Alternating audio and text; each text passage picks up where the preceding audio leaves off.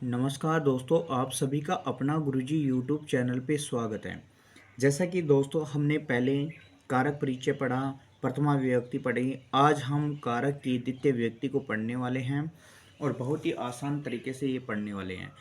दोस्तों मुझे जहाँ तक पता है कि आपको बहुत ही अच्छी ये हमारा तरीका आपको अच्छा लगेगा, तो ये वीडियो पूरा देखिए और हमारे चैनल से आप जुड़े रहिए।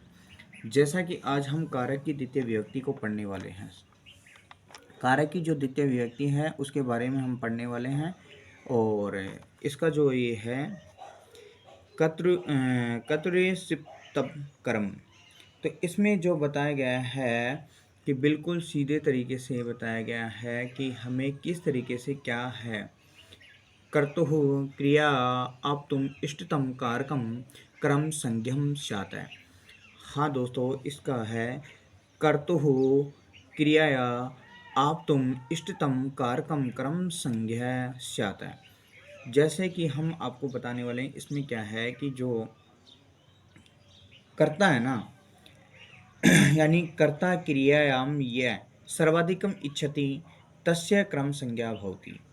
यानी हम हमारी देसी तरीके से बात करने वाले हैं इसमें कि कर्ता है, कर्ता क्रिया के द्वारा, कर्ता क्रिया के द्वारा जिसको सबसे अधिक चाहता है,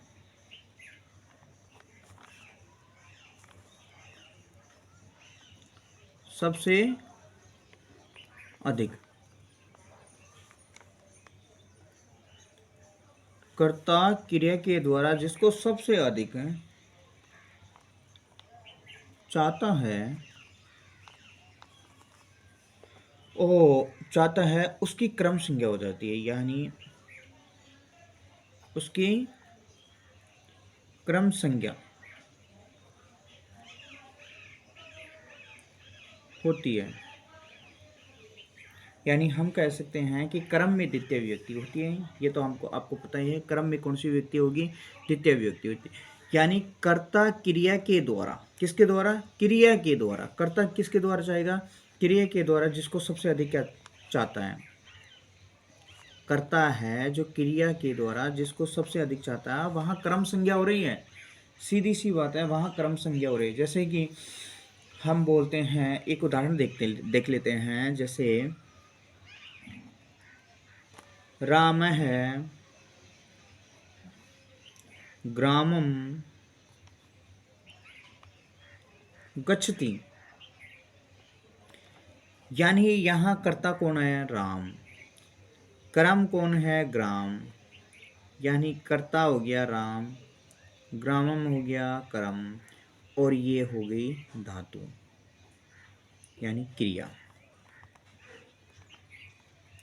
जैसे कि हम बात करते हैं कि इसमें कर्ता सबसे ज्यादा किसको चाह रहा है, क्रम को। यानी राम गांव को जा रहा है, राम गांव को जा रहा है। जा रहा है कहाँ को, कर्म हो रहा है, गांव को जा रहा है। कहाँ जा रहा है, गांव को जा रहा है। राम गांव को जा रहा है, सीधे तरीके से हम देख सकते हैं। तो ग्राम यानी कर्ता किसको चाह रहा है, क्रम को। राम गांव को, किसको, गांव को, और जा रहा है कहाँ, गांव को। तो इससे हमारी ये परिभाषा हमने देखी है कि कर्ता क्रिया को कैसे चाह रहा है, वो आपने देख ही लिया होगा। आगे हम देखते हैं कि इसके दूसरी पहचान है कि किन किन के योग में जैसे कि ये होती है द्वितीय विभक्ति, कहाँ कहाँ कैसे कैसे होती है। तो उसका निम्न शब्द, जैसे कुछ शब्द हैं जिनके योग में द्वितीय विभक्ति होती है, हम यहाँ देखते हैं। जैसे कि अभितय और उभयतय। अभितय उभयतय, इन दोनों का हिंदी में अर्थ होगा दोनों ओर, दोनों ओर। तो दोस्तों जैसे कि मैं ये शब्द बता रहा हूँ ना, ये शब्द जहाँ वाक्य में होंगे ना, तो आप तुरंत समझाएंगे कि ये वाक्य द्वितीय विभक्ति में होता है। जैसे कि हम उदाहरण देख लेते हैं। मैं आपको एक दो उदाहरण बता देता हूँ, उस उदाहरणों के अनुसार हम चलेंगे। जैसे कि राजमार्गम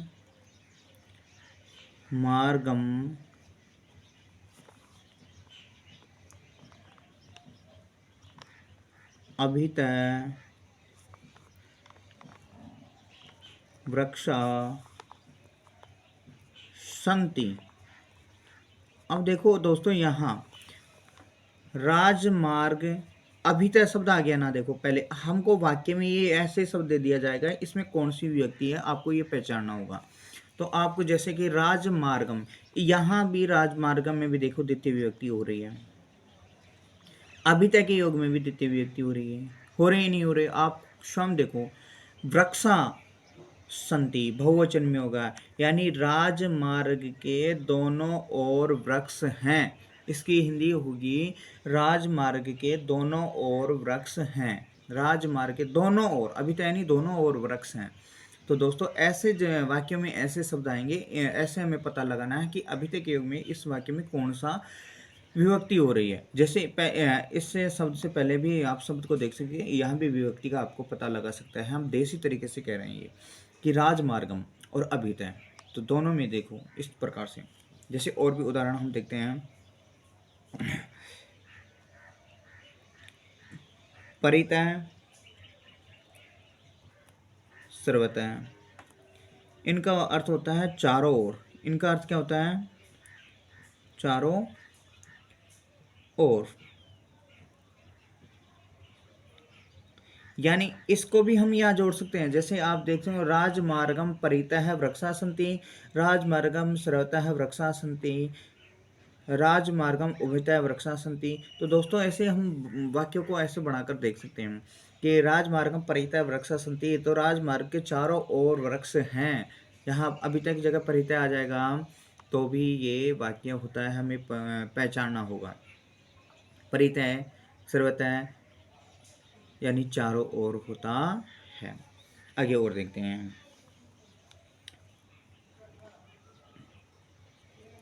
समया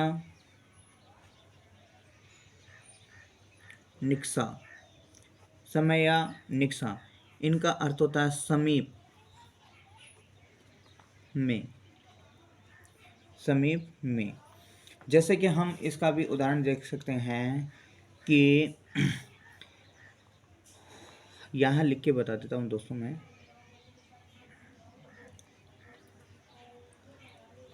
विद्यालयम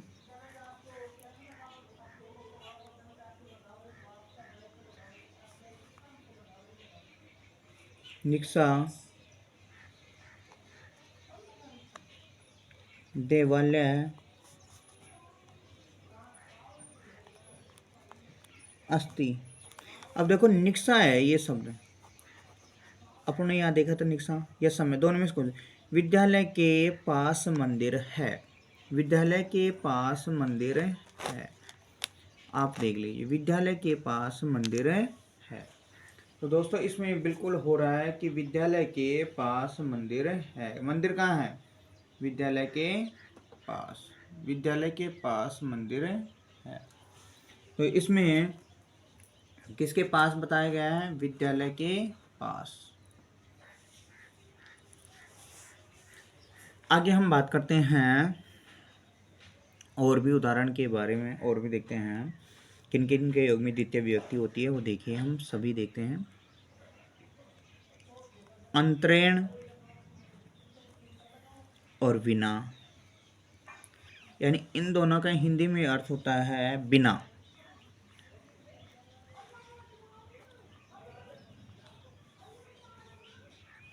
अंतरेण बिना, इन दोनों का अर्थ होता है बिना। जैसे कि हम कह सकते हैं, इसका उदाहरण ले लेते हैं। जैसे किसी का भी नाम ले लेते हैं। प्रदीप पुस्तकम बिना पढ़ती, प्रदीप पुस्तक के बिना पढ़ता है, यानी बिना। यानी ऐसे बिना के योग में वाक्य में बिना शब्द आ जाए, वहाँ भी द्वितीय विभक्ति होती है। और उदाहरण देखते हैं। दिख, दिक का मतलब होता है धिक्कार। दिक का मतलब क्या होगा? धिक्कार। जैसे कि इसका उदाहरण देखते हैं, दुष्टम दिक। दुष्ट व्यक्ति को क्या हो? धिक्कार हो। नहीं बोलते हैं ऐसे, काफ़ी बार बोलते हैं दुष्ट धिक्कार। जैसे कि हाय, यहाँ हाय, हाय शब्द, हाय लगे। वो हाय नहीं है, हाय हाय बाय बाय नहीं है, ये वो है हाय लगे। बद्दुआ जिसको वो तुम बोलते हैं, क्या लगे? बद्दुआ। जैसे दुर्जन को क्या लगे? हाय लगे। दुर्जन को क्या लगे? हाय लगे। दुर्जन, हाय दुर्जन, हा दुर्जन, दुर्जन को हा लगे। आगे जैसे कि प्रति, प्रति, प्रति का अर्थ होता है और। क्या होगा? प्रति का मतलब क्या होगा? और। जैसे इसका उदाहरण हम देखेंगे, जैसे कोई भी छात्राः विद्यालयं प्रति गच्छन्ति, छात्रा विद्यालयं प्रति गच्छन्ति, यानी छात्र विद्यालय की ओर जा रहे हैं। छात्र कहाँ जा रहे हैं? विद्यालय की ओर जा रहे हैं। ऐसे और भी उदाहरण देखते हैं हम। अनु, अनु, अनु, ये वाक्य में अगर ये शब्द मिलेंगे तो आप देख लेना कि वहाँ द्वितीय व्यक्ति होती है। अनु, अनु का मतलब होता है पीछे। अनु का मतलब क्या होता है? पीछे। जैसे कि राजपुरुष है चोरम अनुधावती, राजपुरुष है चोरम अनुधावती, राजपुरुष है चोरम अनुधावती। तो अनु, अनु आ गया ना वहाँ, तो अनु यानी क्या हो गया? पीछे। यानी राजपुरुष है चोरम अनुधावती, तो राजा का पुरुष चोर के पीछे पीछे क्या कर रहा है? दौड़ रहा है। अब है यावत। क्या है? यावत। यावत का अर्थ होता है तक। यावत का अर्थ क्या होता है? तक। गणेशम वनम यावत गच्छति, यानी गणेश वन तक जाता है। गणेश वन तक जा रहा है। तो ऐसे। अब है आगे और भी देखते हैं।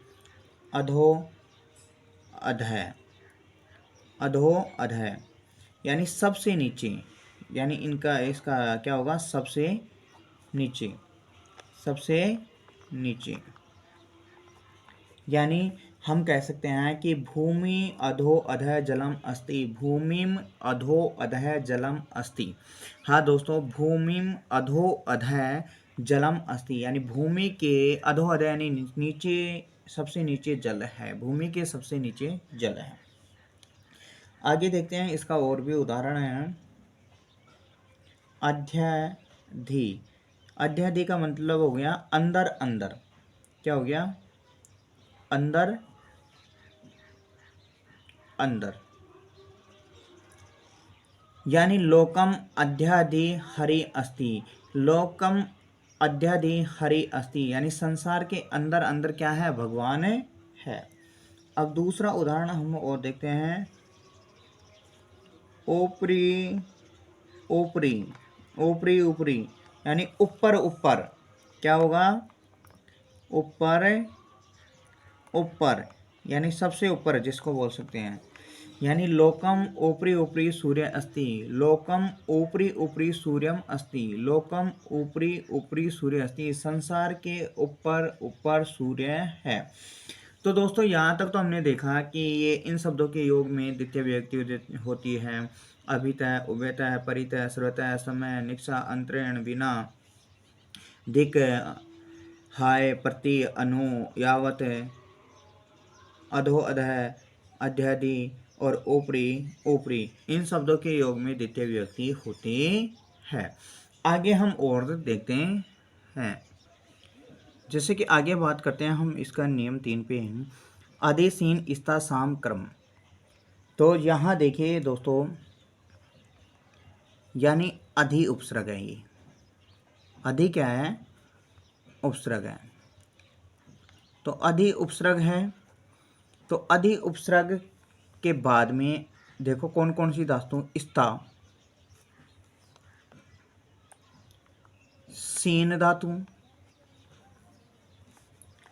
और आस धातु। स्था, सीन और आस धातु।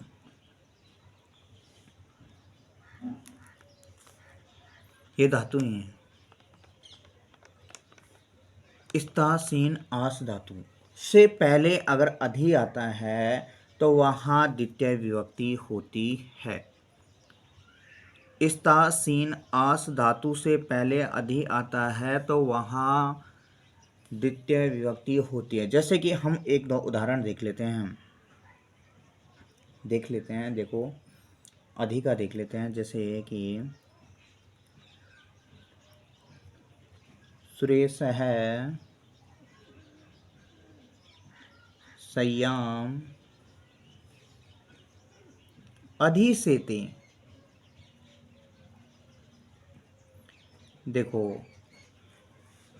सुरेश संयम यानी सया पर अधि आ गया ना, अधि के बाद में सीन धातु आ गई। कौन सी धातु आ गई? सी यानी सोना। तो सुरेश सैया पर क्या करता है? सोता है। तो देखिए हम इस अधि से तुरंत पहचान जाएंगे कि यहाँ द्वितीय विभक्ति हो रही है। जैसे कि अगर ये आज और उदाहरण देख ले, ऐसे आ जाता अधि तिष्ठति यानी बैठता है। अधि तिष्ठति का मतलब क्या होता है? बैठना। इसका मतलब क्या हो गया? बैठता है। और इसका मतलब क्या होता है? सोता है। और जैसे अधि तिष्ठति, अधि आ गया और तिष्ठति स्था धातु का जो रूप चलता है तिष्ठति, तो बैठता है। यहाँ भी अधि आ गया। और जैसे कि ये आता अध्यास्ते, तो यहाँ भी क्या होता है? बैठता है। तो यहाँ क्या होगा? बैठता। तो यहाँ इस सूत्र से आपको यही ध्यान रखना है कि अधि स्था सीन आस धातु से पहले अगर अधि आता है तो वहाँ क्रम संज्ञा होती है। अब अपना 4 नंबर नियम देखते हैं। तो इसमें क्या है? इसमें है वस उप अनु अधि, जैसे अधि का तो हमने देख लिया, और भी देखते हैं। और आ, ये है उपसर्ग। ये क्या है? उपसर्ग है। उप अनु अधि आ, ये उपसर्ग है। और इन उपसर्गों के बाद में वस धातु आती है। कौन सी धातु? वस धातु। वस का मतलब रहना होता है, निवास करना होता है। तो वस धातु वहाँ आती है तो वहाँ क्रम संज्ञा होती है। ध्यान रखना कि वस धातु से पहले उप अनु अधि आ उपसर्ग आते हैं तो वहाँ द्वितीय विभक्ति होती है। जी बिल्कुल साफ शब्दों में है कि वस धातु से पहले उप अनु अधि आ उपसर्ग आते हैं तो वहाँ क्रम संज्ञा होती है। जैसे कि उदाहरण मैं बता देता हूँ। जैसे उपवस्ती, उपवस्ती, तो क्या हो गया? इसका पास में रहता है। तो देखो उप आ गया ना, उप के बाद में कौन सी धातु की? वस आ गई। आगे और बता देता हूँ तुम्हें। अनुवस्ती, तो यहाँ देखो अनुवस्ती, अनु आ गया ना और वस धातु आ गया है। तो इसके अनु यानी क्या होता है? पीछे। मैंने पहले ही बताया था, अनु यानी पीछे, पीछे रहता है, पीछे रहता है। तो यहाँ देखो अनु और वस इन योग में हो रहा है ना। आगे देखो और भी बता देता हूँ आपको। जैसे कि अधि, वस्ती, तो देखो अधि आ गया ना और वस आ गया। में रहता है, में रहता है। और आवस्ती, आवस्ती यानी रहता है। अब देखो मैंने चारों आपको बता दिए हैं। उप का, अनु का, अधि का, आ। इनके पीछे देखो वस धातु आ रही है। उप वस्ती, अनु वस्ती, आ वस्ती, अधि वस्ती। तो यहाँ आपको ऐसे जहाँ भी दिखे वहाँ आप समझ जाना कि ये उपसर्ग हैं और इनके पीछे वस धातु आ रहे हैं, तो यहाँ क्रम संज्ञा हो रही है। और भी जैसे कि हम बात करते हैं, एक और है अभी। एक और है क्या है? अभी, है ना। अभी ने इन दो उपसर्ग हैं, इनके पीछे कौन सी धातु आई? विस धातु। कौन सी धातु आई? विस धातु। ये नियम नंबर 5 है। हम 5 नंबर का नियम यहाँ देखते हैं। कि नियम नंबर 5 क्या है, इसमें क्या है, अभी नी, अभी और नी ये उपसर्ग है, और इनके बाद में क्या आई, विस धातु। कौन सी धातु आई, विस। तो वहां भी क्रम संज्ञा होती है। जैसे कि इसका उदाहरण देख लेते हैं हम, एक उदाहरण है इसका,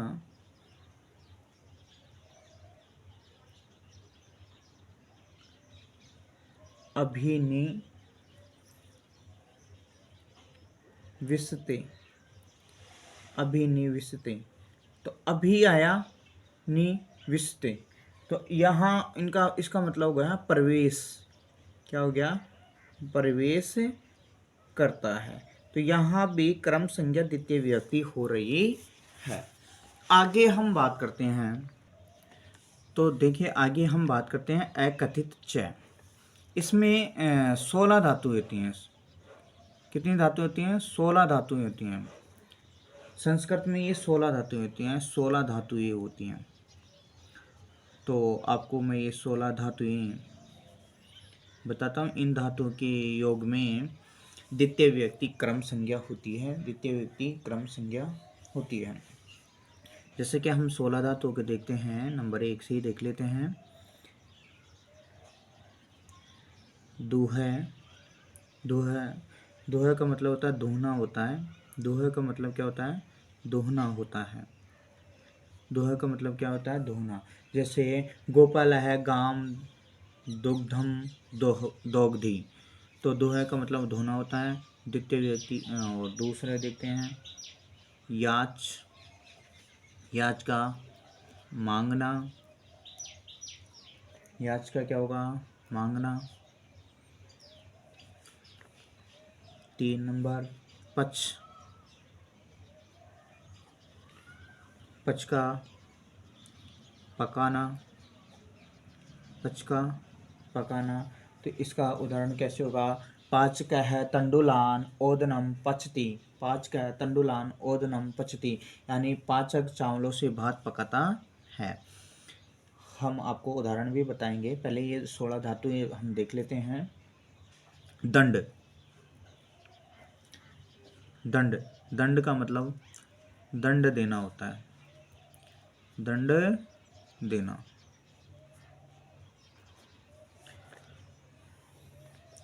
प्रच, प्रच का मतलब होता है पूछना, प्रच का मतलब होता है पूछना। नंबर 6 है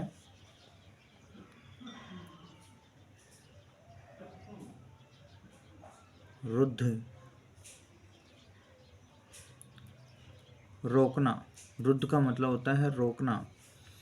नंबर 7 है ची, ची का मतलब होता है चुनना, ची का मतलब होगा चुनना, ची का मतलब होगा चुनना।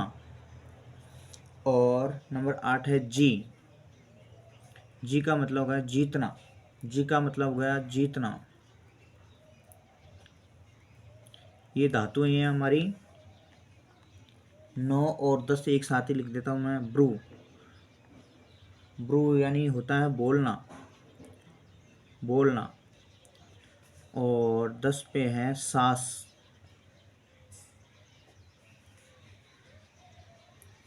सास यानी कहना होता है, सास यानी क्या होता है, कहना होता है।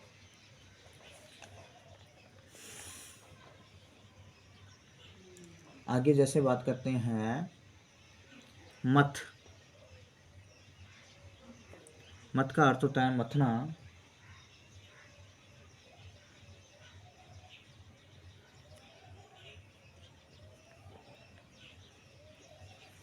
और मुस का अर्थ होता है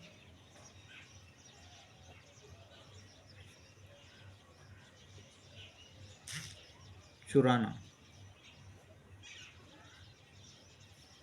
मुस का अर्थ होता है चुराना।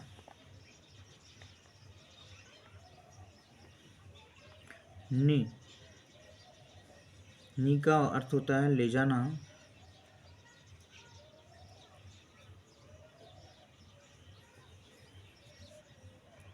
और हरै, हरै का मतलब ये होता है हरण करना।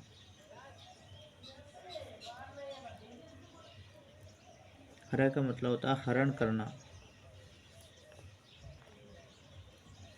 और वह का मतलब होता है ले जाना, वह का मतलब होता है ले जाना, वह का मतलब होता है ले जाना। और 16 नंबर की जो हमारी धातु है क्रश, क्रश का मतलब होता है खींचना, क्रश का मतलब होता है खींचना। तो मित्रों, हमारी ये 16 धातुएं हैं। दोह याच पच दंड दोह याच पच दंड दोह याच पच दंड प्रच रुद्र ची जी भ्रु सास मथ मुस नी हर क्रश और वह। ऐसे हम इन 16 धातु को याद कर सकते हैं। इन 16 धातुओं के योग में द्वितीय विभक्ति होती है। हाँ दोस्तों, जहाँ भी आपको ये वाक्य में मिले आप तुरंत समझ जाना कि यहाँ क्रम संज्ञा हो रही है। अब इसका द्वितीय विभक्ति का एक और बिंदु है, लास्ट बिंदु है, वो है कालवाचक और मार्गवाचक के योग में। कालवाचक और मार्गवाचक के योग में होता है। ये होते हैं गम्यमान में, गम्यमान में होते हैं, यानी ये चलायमान होते हैं। कालवाचक और मार्गवाचक वहाँ जहाँ चलायमान होता है वहाँ इनका प्रयोग होता है। जैसे कि हम कैसे, जैसे वाक्यों में प्रयोग लेते हैं कि मोहन मासम